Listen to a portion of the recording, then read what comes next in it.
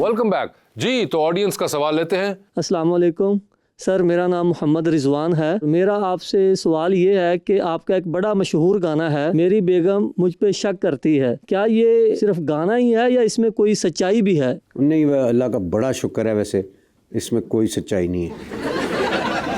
ये गाने की हद तक है, लेकिन इर्द गिर्द दोस्तों को देखा है तो उनके मुताबिक ही फिर लिखा है, क्योंकि जिन लोगों में मैं बैठता उठता हूँ सारे दोस्त भाई। आप तो एक पॉलिटिकल पार्टी में बैठते हो वहां से आपने ये गाना लिया? नहीं, शो बिजनेस के दोस्त भी तो हैं। अच्छा देख ले। अब मैं जिक्र नहीं कर रहा हूं। उस दिन आपने क्या कहा था यार? मैंने इनसे कहा, वासे भाई से, मैंने कहा यार एक शो है तो वैलेंटाइंस डे पे तो झेलम जाना है। कहता मुझे मरवाएंगे आप वैलेंटाइंस डे पे? मुझे लगा मेरी बेगम मुझे कभी भी नहीं छोड़ेगी।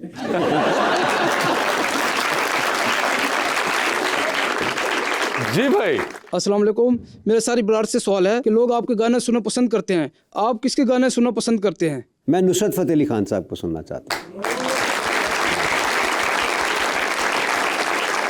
नुसरत साहब के फैन हैं अबरार साहब। जी सर। अस्सलाम वालेकुम, मेरा नाम नदीम है। जैसे सब जानते हैं आप मल्टी टैलेंटेड हैं, आपको इस वर्सटाइल कैरियर में कौन सी मीडियम ज़्यादा आपको फैसिनेट करता है? आपने दुरुस्त फरमाया। मैंने बड़े स्टेज देखे हुए हैं, मैंने शोबिज़ का स्टेज देखा है, जैसे मैंने कहा लाखों लोग कॉन्सर्ट्स में आते हैं, सियासत का स्टेज भी देखा है, लेकिन ये जो फिलैंथ्रोपी का या नेकी के काम का स्टेज है, hospital, medical college, cancer hospital, disaster management, जो इसमें करके आपको सुकून मिलता है ना, वो और किसी चीज़ में नहीं। अस्सलाम वालेकुम, मेरा नाम मीरब है। मेरा सवाल सर से है कि आपके म्यूज़िक जर्नी में कोई ख़ास मोमेंट जो आपके लिए टर्निंग पॉइंट साबित हुआ हो? पहला ही मोमेंट, जो पहला सॉन्ग था मेरा ख्याल है वो मेरी ज़िंदगी में टर्निंग पॉइंट ही था। उन दिनों में हर मुहज़्ज़ब बेरोज़गार की तरह मास्टर्स करने के बाद और लॉ पढ़ने के बाद CSS की तैयारी कर रहा था, जिस उम्मीद पे था कि CSS पास हो जाए और वो सारा।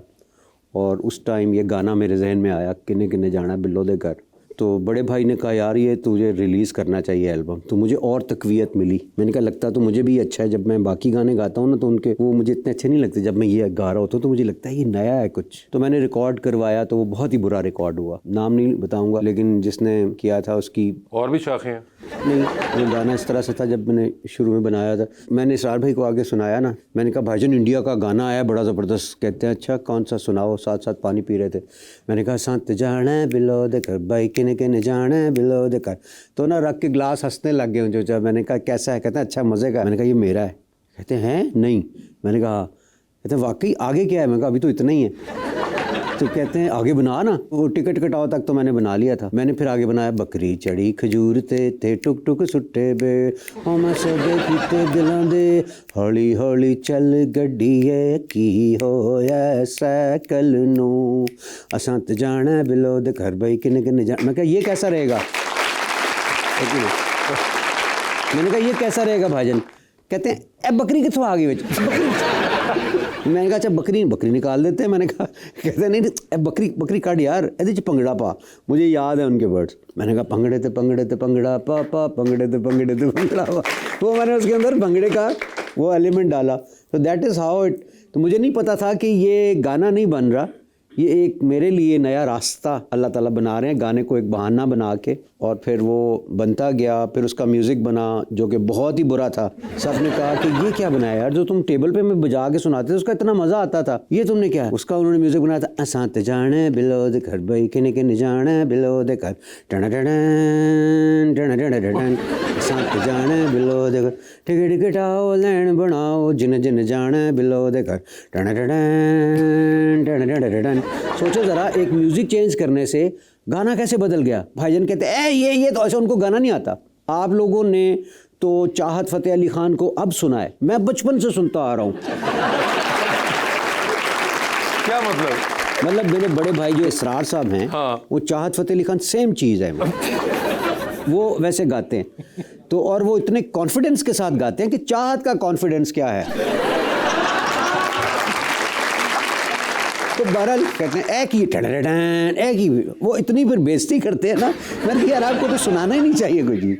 वो यार उधर तुम सुनाते हो इतना मज़ा आता है। मैंने कहा फिर क्या कमी है इसमें, मुझे नहीं पता क्या कमी है, लेकिन मज़ा नहीं आ रहा। मैंने कहा अच्छा। फिर मुझे याद है मैं HSN कॉलेज जा रहा था, उस वक्त मैं पढ़ाता था, तो रास्ते में असांत जाना है बिलो दे घर,